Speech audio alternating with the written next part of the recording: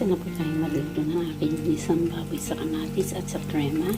Ito po mga kailangan natin. Soy sauce or toyo. Cream. Yan po ang aking gamit na cream. Yan. At meron din tayong kamatis, carrot, at bay leaves o laurel sa aming Pilipino. Meron tayong pepperoni or bell pepper. At meron akong vegetable bouillon. Hindi po ako naglalagay ng ibang bouillon sa aking lutuin. Kundi vegetable, mapababoy o makarne o baka o manok o gulay yan. At yan po, siyempre ang baboy, ang pork. Siyempre, gigisa po natin ang kamatis at sibuyas. Yan po.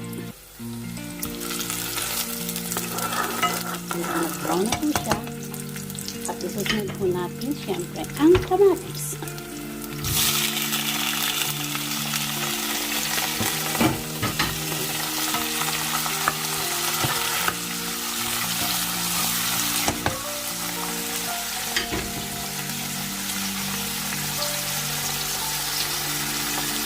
Haluin natin siya hanggang maluto bago po natin ilalagay ang karne ng baboy. Tapos po, brown na dito na ang tomato, ay isusunod naman po natin ang karne. Yan. Sa halu-haluin po, hanggang maging brown din at maluto-luto na siya.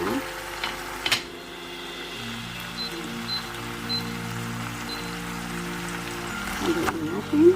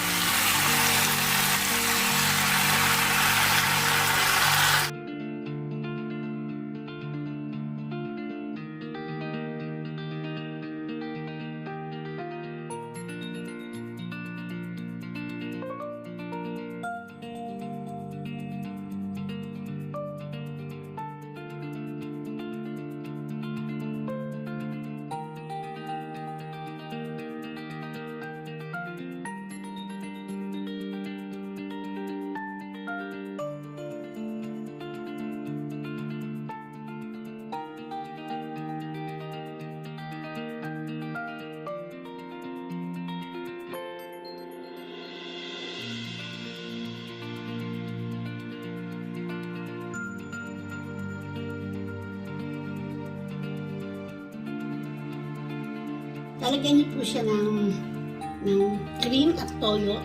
Depende na lang po sa panlasa niyo at sa gusto niyo dami ng toyo o soy sauce at ng cream. Tapos po, pag malambot na siya at luto na, ipapaibabaw lang po natin ito later.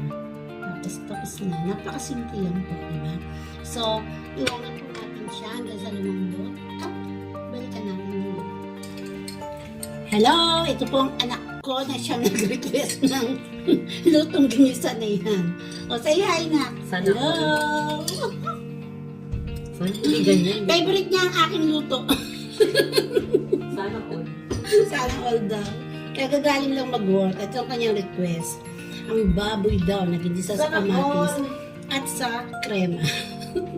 Kaya talagyan natin siya ng toyo. Depende po sa inyong panlasa.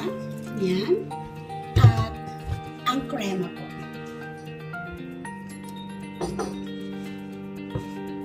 Papakuluan pa po natin siya at babalikan natin later pag malambot na ang karne.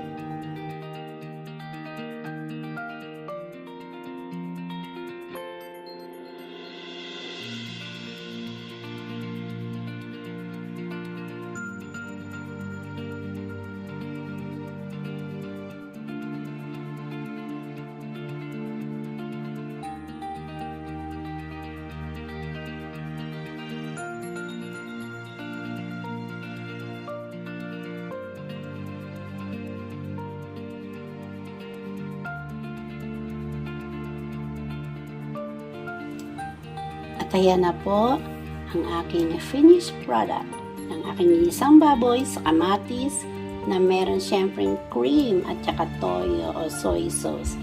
Till then guys, po ang inyong Mama J at maraming salamat sa pag-watch ng video ko and please po subscribe. Bye guys!